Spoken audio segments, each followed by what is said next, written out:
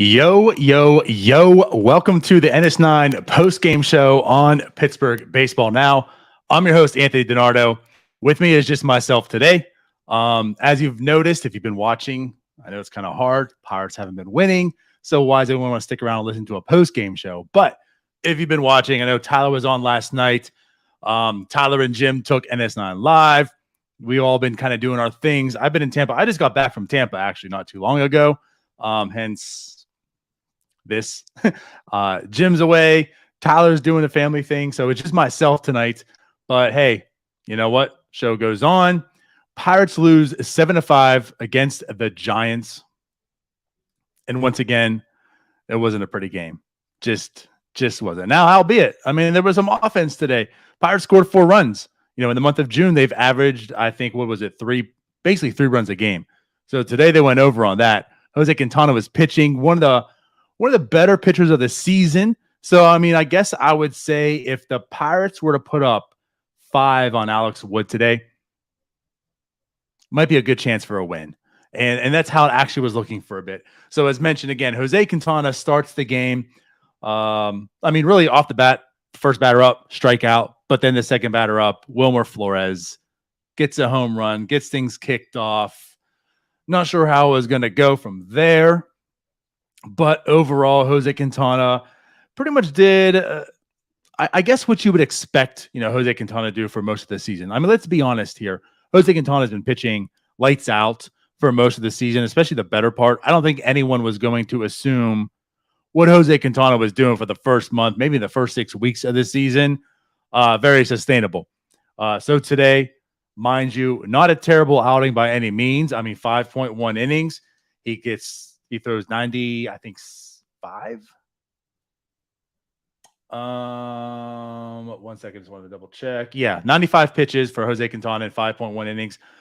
3 earned runs, 5 strikeouts. Of course, the 2 home runs, just 2 walks. So once again, I mean, for Jose Quintana and what you would assume Jose Quintana would be coming into the season, I mean, he did keep the Pirates into the ball game, right? When he did leave, the Pirates did eventually have the lead. It was a 4-3 lead. So again, Jose Quintana kept the team into the game.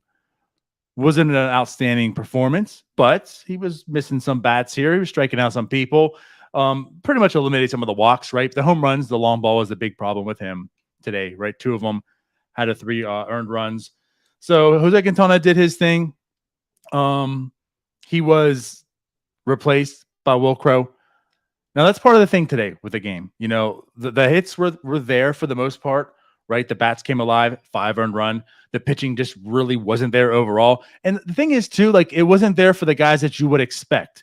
Now, mind you, as I'll talk, Hembree, came in at the end of the game and he gave up the earned run, and you expect Hembree to do what he did. That just kind of stinks right now. That's where this team is. There's a lot of players not to be desired on this ball club. Hembree probably being one of them right now. But like, you can't put the blame on him. The guys, like, even though Jose Quintana had a solid enough outing for what you would expect from Jose Quintana, he does get the 3 earned runs. Will Crow did replace him. Will Crow, came in for just a 0.2 innings, right? He finished out and gave up 2 earned runs there. Didn't look great. Stratton follows up with the next as well and gives up an earned run. Those are the 2 guys that, I mean, if this team's going to have success, those are 2 of the better pieces, right? I mean, outside of Bednar, Will Crow's like your second best reliever on this ball club. Stratton, I understand the ERA isn't totally there, and I get it. But when you look at the peripherals, like when you look what he's doing, it's pretty much on par what he's been doing before. The expected stuff is right in line. His FIP beats out what his ERA is currently right now. I mean, he's actually, the underlying metrics show that he's pretty much been about what he's been before. But tonight the velocity was way, way down. So like maybe there is, I tweeted out, I haven't been totally worried about Chris Stratton this year, but tonight was a little bit different. Now, albeit the first two batters he walked, that's not ideal, right? I mean, he doesn't have like a big walk problem this year. It's not like, I think he's walking like under 3 per 9. But the velocity was way down. I mean, he's in the 90s. So maybe there's more to Chris Stratton today opposed to before too. It's like now maybe I'm a little bit worried, right? Because with the velocity down, maybe they're actually, I'm not going to go out there and say there's an injury, but maybe there is a little bit more to it right now.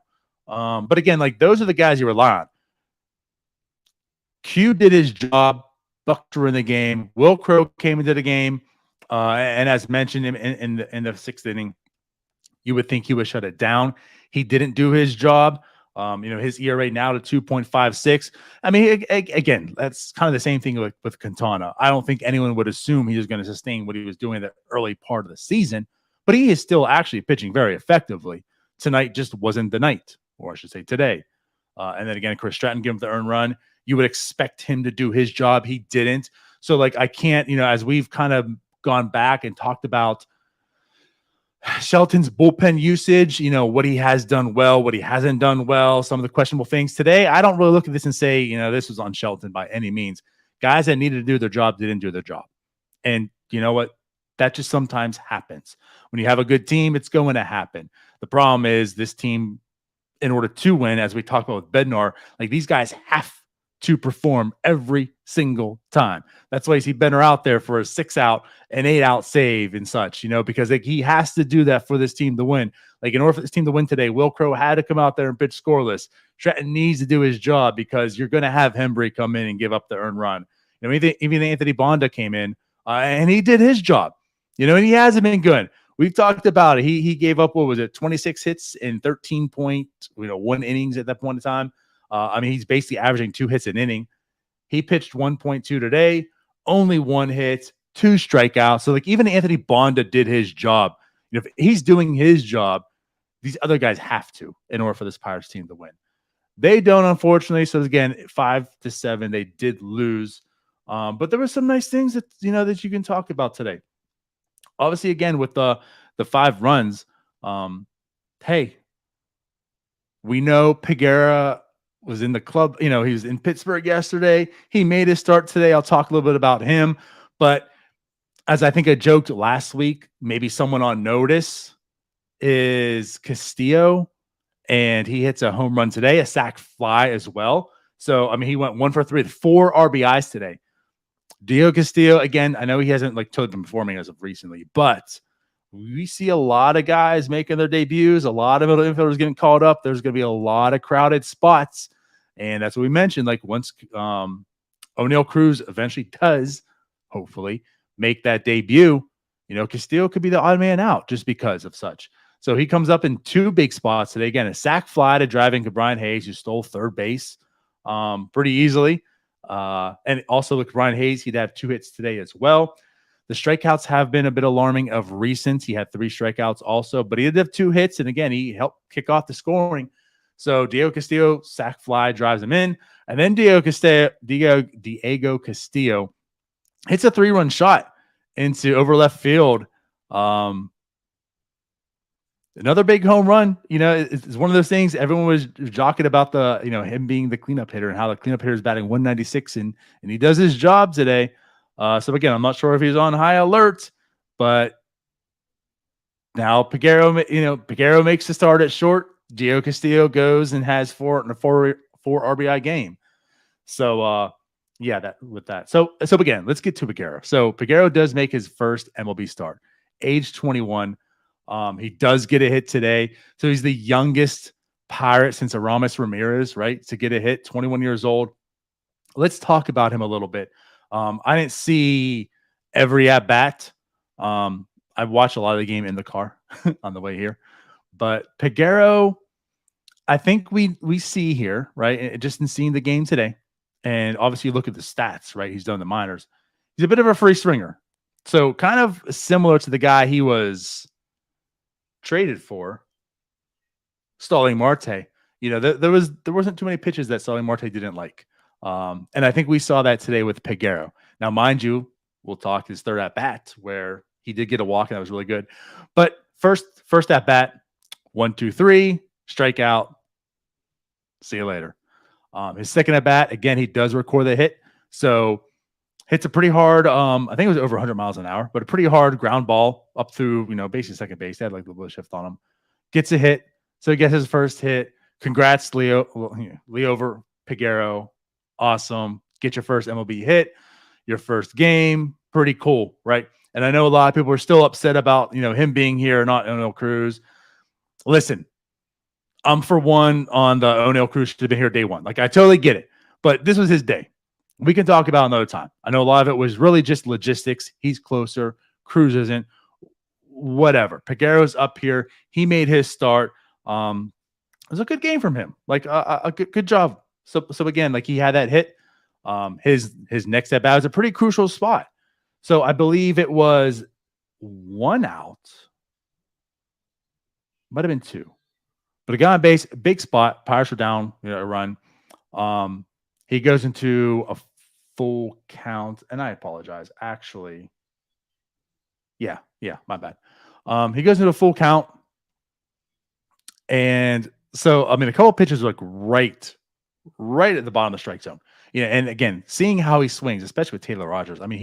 Rogers actually made Peguero look pretty silly, and I feel bad for him because in his first MLB start, right, his first at bats in a game, to face that guy, that's a tough task. So he made him look silly. He made him look like a rookie. It is what it is. But and the thing is, like, coming off that at bat where he was just swinging, looking silly, and then one goes right over the middle of the plate, and he didn't swing at that one. Yes, Peguero goes up, gets the bases loaded. The bases loaded. Gets the count full. And it's another good pitch. Like, you would think he would swing at it, and he laid off and he drew a walk. So I give Peguero a lot of props for that at bat. That was really, really good. Again, that's something that you would think like a veteran would do.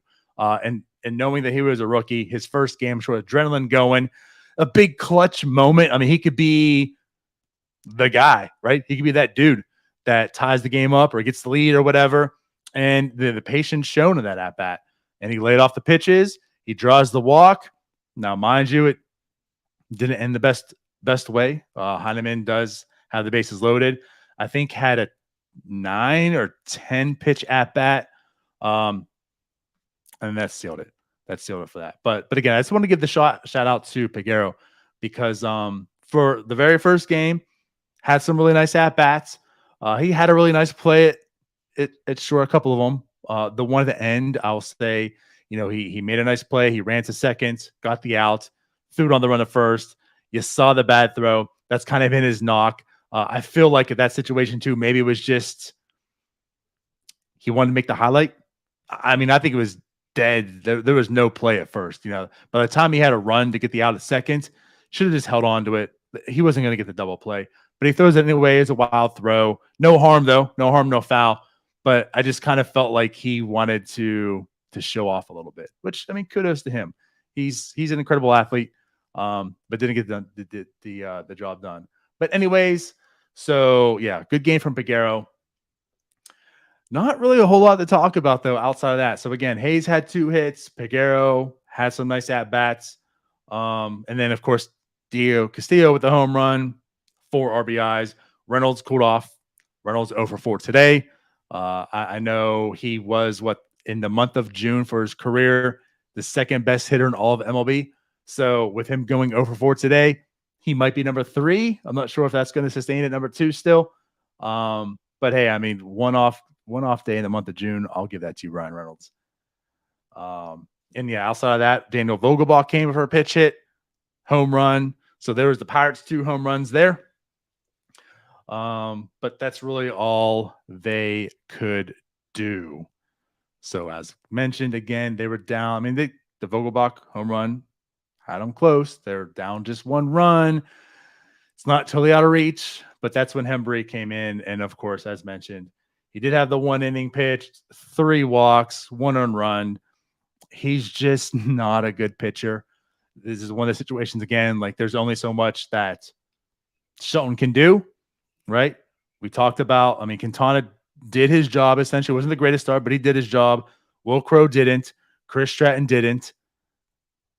Those are the guys you needed. So Hembree doing what he did, I mean, that's just kind of what's expected. There was not a whole lot more you could do or go with at that point in time. I don't put this on Shelton by any means, but Hembree's just got to go. Just got to go. As much as Yu Chang's got to go, Hembree's got to go as well. We talk about guys, the accountability thing. This, right? Like you have this whole meeting about accountability and whatnot.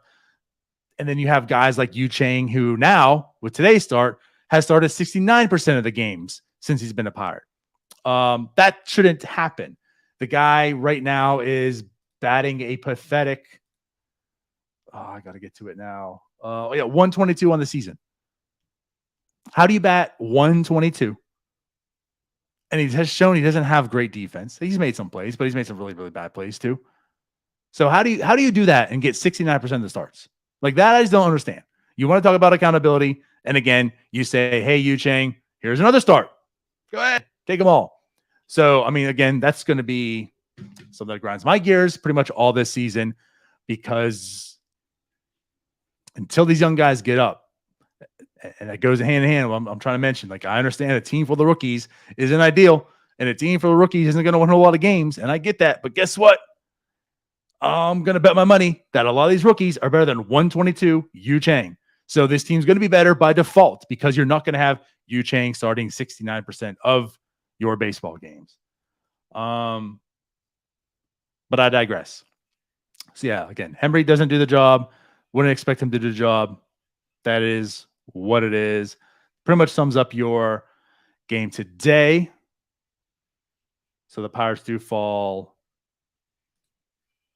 I think, right now. So they're still in third, but I do believe they could be tied with the Cubs.